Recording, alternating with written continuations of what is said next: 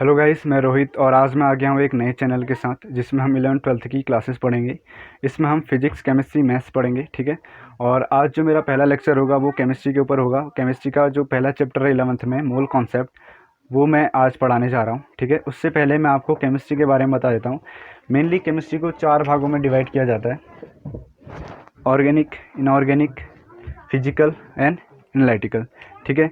सबसे पहले ऑर्गेनिक होती क्या है, ठीक है।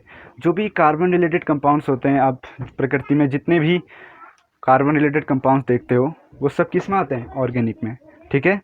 और उसके अलावा जो भी कंपाउंड्स बच जाते हैं वो किस में आते हैं? इनऑर्गेनिक में। एक्चुअली ऑर्गेनिक कोई छोटी शाखा नहीं है, बहुत बड़ी शाखा है, क्योंकि ऑर्गेनिक में बहुत सारे कंपाउंड्स आते हैं, ठीक है। फिर बारी आती है फिजिकल की। जैसे A plus B gives C plus D, इसका मतलब है क्या? Reactant A plus B product में क्या बना रहे हैं? C plus D. इसके अंदर इस रिएक्शन में जो कुछ भी हो रहा है वो सब हम किस में पढ़ेंगे? फिजिकल में, ठीक है। कितनी तेज़ी से स्पीड इस रिएक्शन की है वो सब हम इसके अंदर पढ़ेंगे।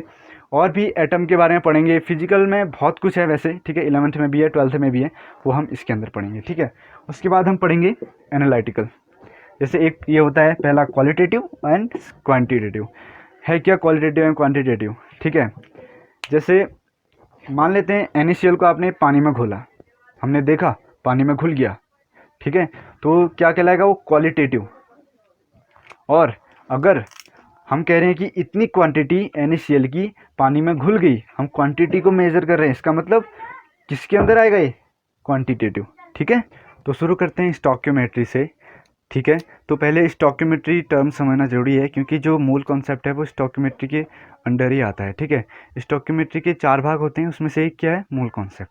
तो स्टोइकियोमेट्री को समझना जरूरी है, तो उसको समझते हैं पहले। एक्चुअली स्टोइकियोमेट्री है क्या? तो पहले इसको देखते हैं कि किससे मिलके बना हुआ है। 2 वर्ड से मिलके बना है, स्टोकियन और मेट्रॉन। स्टोकियन मीन्स एलिमेंट, मेट्रॉन मीन्स मेजर। यानी कि किसी रिएक्शन में 2 एलिमेंट अगर कंबाइन कर रहे हैं तो क्या, अगर वो क्या बना रहे हैं? प्रोडक्ट बनाएंगे ना। तो प्रोडक्ट जब बना रहे हैं तो उसमें हो क्या रहा है रिएक्शन में? यानी कि जैसे A plus B gives C plus D, तो कितना अमाउंट A का यूज हुआ, कितना अमाउंट B का यूज हुआ, कितना अमाउंट C बना और कितना अमाउंट D बना, ये सब हम किसके अंडर पढ़ते हैं? स्टोइकियोमेट्री के। और स्टोइकियोमेट्री में एक आपको पहले बता देता हूँ जो कि बहुत इंपॉर्टेंट है, स्टोइकियोमेट्रिक कोफिशिएंट। तो पहले स्टोइकियोमेट्रिक कोफिशिएंट देख लेते हैं।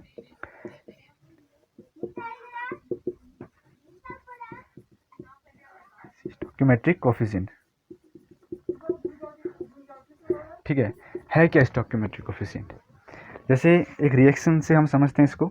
जैसे CH4 plus O2 gives CO2 plus H2। हमेशा याद रखना, मूल कॉन्सेप्ट में हमेशा रिएक्शन को बैलेंस करना। अगर बैलेंस नहीं करोगे तो यदि आप कोई मेजरमेंट कर रहे हैं, जैसे न्यूमेरिकल सॉल्व कर रहे हैं, तो वहाँ पे आंसर भी गलत आ सकता है, ठीक है। तो इसके लिए हमेशा ज़रूरी है कि रिएक्शन को हमेशा बैलेंस करना है। जैसे CH4 plus 2O2 gives CO2 plus 2H2, ठीक है। जो आप एक कोफिशिएंट देख रहे हैं ना, CH4 का कोफिशिएंट क्या है? 1, O2 का क्या है? 2, CO2 का क्या है? 1 और H2 का क्या है? 2।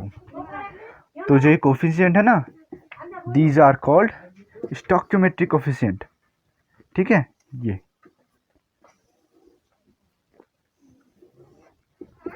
समझ गए? स्टोइकियोमेट्री 4 प्रकार की होती है, ठीक है। पहला होता है लॉ ऑफ केमिकल कॉम्बिनेशन, इसके भी लॉज होते हैं, ठीक है, उसको हम पढ़ेंगे। फिर सेकंड नंबर पे आता है आपका, पहला नंबर पे आ गया law of chemical combination, second number पे मोल कॉन्सेप्ट, थर्ड नंबर पे concentration unit and their calculation, जिसमें आप लोग पढ़ते हैं मोलैरिटी, मोलैलिटी और भी बहुत कुछ होते हैं, ठीक है। और चौथे नंबर पे आता है स्टोइकियोमेट्रिक कैलकुलेशन। तो इसके बाद हम पहला पढ़ते हैं लॉ ऑफ केमिकल कॉम्बिनेशन। तो पहला पढ़ते हैं लॉ ऑफ केमिकल कॉम्बिनेशन, ठीक है। उसमें जो पहला लॉ आता है वो है law of conservation of mass. तो इसको समझ लेते हैं, ठीक है। एक एग्जांपल से समझते हैं पहले। जैसे H2 plus O2 gives H2, ठीक है। Law of conservation of mass, इसके नाम से आप समझ सकते हो, यानी कि रिएक्टेंट में जो मास होगा और प्रोडक्ट में जो मास होगा वो क्या होंगे? सेम होंगे। जैसे देखो H2 का आप एटॉमिक वेट ले लो 2 ग्राम, ठीक है। और O2 का कितना होगा 32, लेकिन 32 लोगे नहीं, क्यों? मैंने आपको बताया था कि रिएक्शन में हमेशा रिएक्शन को क्या करोगे, बैलेंस करोगे, इसलिए यहाँ पे क्या आएगा, हाफ आएगा। सो ये 32 नहीं होगा, ये कितना होगा 16, ये कितना होगा 18। आपको पता है ना H2O का एटॉमिक वेट कितना होता है, कितना निकलता है 18, और यहाँ से देखो रिएक्शन से भी कितना निकला 18, यानी कि जो मास है वो क्या है, कंजर्व है। यही कहलाता है law of conservation of mass. पहला लॉ कंप्लीट, अब आते हैं सेकंड लॉ पे। अब बारी आती है सेकंड लॉ की, जो कि है लॉ ऑफ कांस्टेंट प्रोपोर्शन, ठीक है। इस लॉ को समझने के लिए भी हम एक एग्जांपल ले लेते हैं, ठीक है। मान लेते हैं एक वाटर ले लेते हैं एक तरफ, और एक तरफ ले लेते हैं कार्बन डाइऑक्साइड।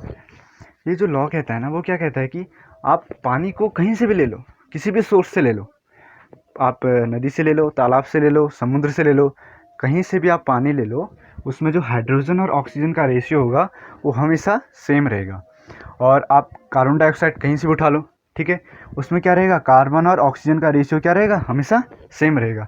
जैसे देख लो, यहाँ पे हाइड्रोजन कितना ग्राम होता है 2 ग्राम, ऑक्सीजन 16 ग्राम, ठीक है। तो इसको सॉल्व कर लो, 1:8। ये जो रेशियो है ये हमेशा सेम रहेगा, आप चाहे पानी को कहीं से भी ले लो, ये जो रेशियो है वो हमेशा सेम रहेगा। और दूसरा एग्जांपल देख लो, CO2, कार्बन कितना होता है 12 ग्राम, और ऑक्सीजन 32, इसको थोड़ा सॉल्व कर लो, 3:8। तो जो ये रेशियो है वो हमेशा सेम रहेगा, चाहे आप कार्बन डाइऑक्साइड को कहीं से भी ले लो, ठीक है। यही कहता है लॉ ऑफ कांस्टेंट प्रोपोर्शन, यानी कि आप किसी मॉलिक्यूल को कहीं से भी उठा लो, किसी भी सोर्स से उठा लो, उसमें जो भी एलिमेंट है उनका जो भी रेशियो रहेगा वो हमेशा सेम रहेगा। तो आज हमने पढ़ा लॉ ऑफ केमिकल कॉम्बिनेशन, जिसमें हमने क्या पढ़े, 2 लॉज पढ़े। पहला क्या था, law of conservation of mass, और सेकंड क्या था, law of constant definite proportion, ठीक है। और अगले लेक्चर में हम आगे से शुरू करेंगे। मैंने इस लेक्चर को यहीं पे रोका है क्योंकि ये मेरा फर्स्ट लेक्चर था, इसलिए अभी रोकता हूँ और मैं कुछ बता देता हूँ चैनल के बारे में। इस चैनल में मैं 11th 12th का फिजिक्स केमिस्ट्री में तीनों सब्जेक्ट पढ़ाऊँगा, और अच्छे से पढ़ाऊँगा। जो भी इंग्लिश मीडियम के बच्चे हैं वो इस चैनल से जुड़ सकते हैं, ताकि वो 11th 12th का जो फिजिक्स केमिस्ट्री मैथ्स है, तीनों सब्जेक्ट का जो कॉन्सेप्ट है उसे अच्छे से स्ट्रॉन्ग कर पाएँ, ठीक है। और अगला लेक्चर थोड़ा बड़ा होगा, जिसमें हम मोल कंसेप्ट को आगे से शुरू करेंगे, ठीक है, आगे बढ़ेंगे। Thank you.